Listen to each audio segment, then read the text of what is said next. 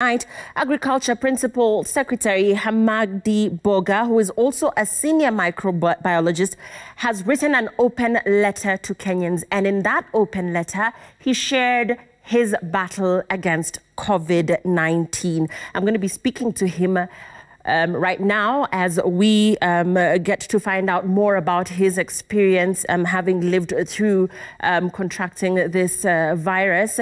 Good evening, Professor Hamadi. Good evening, Lillian. How are you feeling now? How are you feeling today? I'm feeling good. I'm feeling better. I was in the office looking at requests and letters from stakeholders who want this or that from the ministry. Right. So I spent most of the day in the ministry in Kilimo House. So Yes. I'd like you to walk us through your experience. The first thing that I found very interesting about what you shared on your social media post is that your results were relayed to you via phone call. What was your reaction to this? Actually, we were having a Zoom meeting discussing Galana Kulalu project because we had been out there. And I had requested that the meeting be held as a Zoom meeting because I was coughing and I had all these feelings. And I told my colleagues, I don't think it would be safe for us to meet physically. So right in the middle, as we were receiving AOBs, I also received that phone call. And so I stood up and they said, "You are Nairobi Hospital." And they wanted to give me my results. And they just told me I'm positive. And now they need to guide me how to manage things. And so I stood away from the meeting and tried to absorb all that. And went to the bedroom and told my wife. And of course, all of us were terrified. Myself, I was terrified. I was trying to absorb all this very fast. Although I was sort of expecting that kind of results because of the way I was feeling. And the symptoms mirrored what COVID would look like, especially the loss of smell and the loss of appetite. But it was still very shocking, even for me. And it took like 5 minutes to collect myself and figure out what to do. Of course, after talking to the lady on the phone and also talking to my physician. Right, that must have been a lot to absorb. I agree, Professor Hamadi. But in your social media post, you also outlined that prior to going for the COVID test, that in all temperature check stations that you went through, that your temperature read normal at all times. What do you gather from this? Okay, I never had fever. So because temperature was really touted as one of the major symptoms. Even though I was coughing, because I didn't have fever, I felt maybe it's an asthmatic cough or some allergy. But so the temperature stations sometimes are not the only indicators that we should look for. I think we should listen to our bodies, the different aspects of it. I think every Kenyan, every citizen must understand the collections of symptoms associated with this disease. Temperature is just one of them. And sometimes it doesn't manifest itself, but listen to the other symptoms, especially the cough, the tiredness, and the loss of smell, especially, and the loss of taste. These are also key indicators. Right. You also questioned why a simple PCR test should cost 10,000 Kenya shillings. Yeah, I think this is a place where we, in African countries, we are a bit disadvantaged. The major ingredients of PCR tests are not that very expensive, and they're not that very complicated to synthesize. For example, one of the enzymes which is used is called Taq polymerase. In Europe, you would buy this at 1,500 shillings for 100 reactions. If you come here, you might pay 30,000 for the same 100 reactions. And I think this puts us at a disadvantage.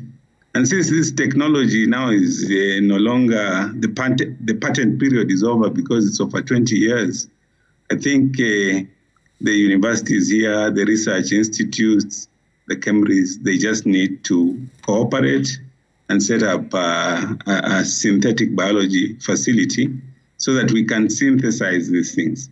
Especially in these times of COVID, there are no flights, people are not moving, everybody is looking for the same chemicals. If we don't hype our ability to synthesize this, then we'll always be at a disadvantage. Labs run out of reagents, they have to order either from South Africa or India, and then it is a waiting game, and we will never catch up with the testing. Right. Part of the reason why the numbers look like they are going up is because we have increased testing to about 45 to 56 sample per million population. But to really capture the magnitude of what is before us, we need to test more. Some countries are testing as high as 1,000 people per million population, which then we will get a real picture of the magnitude and we will be able to plan better. In your capacity, Professor, what have you done to influence policy to make this test cheaper? In one of the dailies last week that I came across, apparently Kenyatta National Hospital is yet to lower the price of the COVID-19 test. So in your capacity, have you done anything to influence policy on this matter? I think most of the time, because it has mainly been handled from the side of the Ministry of Health and Cambridge and the bodies in the Ministry of Health, I really didn't pay attention to this issue in the conversations. And until I fell sick and I went to that hospital and they called for 10,000, that is when I said, okay. I thought because it's a pandemic and we're trying to control it, I thought then it would be more affordable because some of them are donations, some of them are, and so, but what I've been thinking about and discussing with other scientists is that we need to think about working with partners to set up a biofoundry, basically a facility for synthesizing some of these molecules so that we're able to do it much cheaper. Right. And probably to do it in a more modern way, to be able to do like 4,000 samples in one run without a technician standing, mainly using robots. And I think this is possible. And I think the goodwill of the international community is there. I think what we need, and development partners, and I think what we need to do is basically have this vision. Yeah. And I think we'll be able to guide us in that direction. Professor Hamadi. Because this pandemic is not going away soon. Actually, if you look at our curve, the way it's behaving, it looks like it will be around for some time. So we need to develop our science to respond to it. Let's speak about fear, Professor Hamadi. You mentioned that when you tested positive for COVID-19, your wife was apprehensive about going for the test. Let's speak about the fear component and how people that have persons that are close to them test positive for COVID-19 can overcome this, because this is a feeling that's replicated across the country. Many people are afraid and are fearful of going for this test. So the fear component and how to get over that. Yeah, I think we need to educate ourselves about this disease.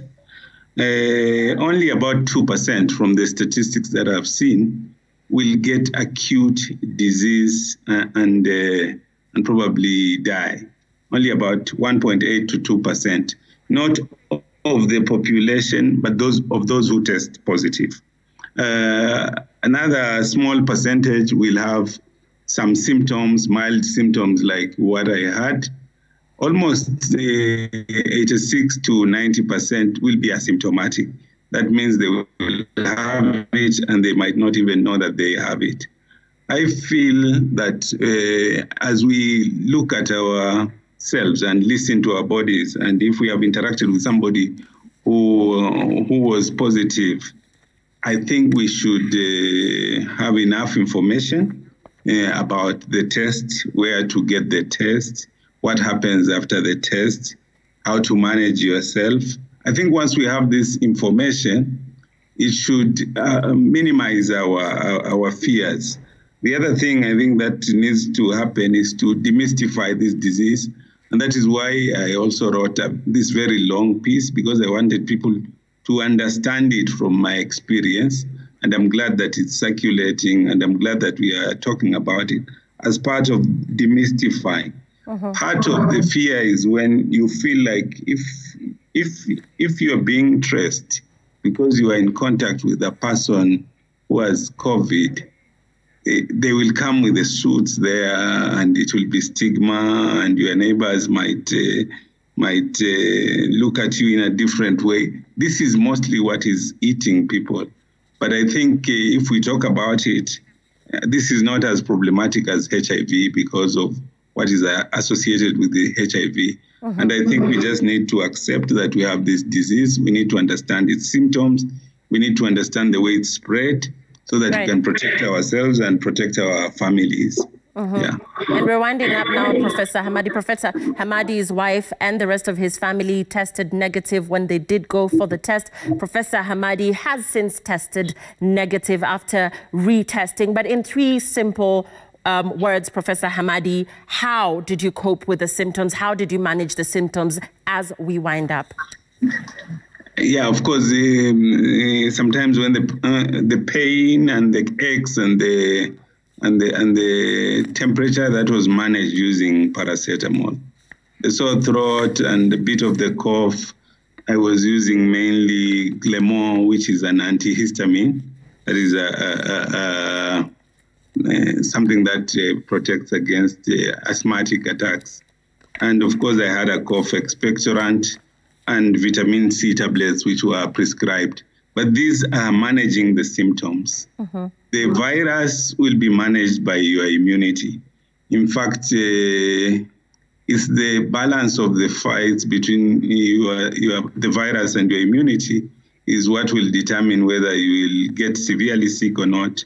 For those who get severely sick, is because the immunity overreacts and really goes after the virus, which is hiding in the cells. And so the immunity ends up destroying the cells. And I think that is the challenge that scientists have about how to balance this as they try to treat a COVID patient. But it's a disease. For most people, it will be manageable. But we must be proactive to avoid it, because it is also a very dangerous disease for those who have underlying conditions. And it could easily overwhelm our facilities.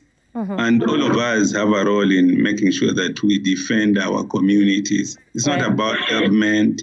It's not about Nairobi. Nairobi, of course, is the most impacted. But the rural communities where it has not penetrated, every stakeholder down there should work hard to make sure that it doesn't come, so that it's managed at Nairobi level and we're able to get out of it. We thank you so much for your time, Agriculture Permanent Secretary, Principal Secretary Hamadi Boga, speaking to us after he narrated his story and shared his story with the world. He called it the musings of a scientist having battled COVID-19. We thank you so much for your time this evening, Professor Hamadi, and we wish you and your family the very best.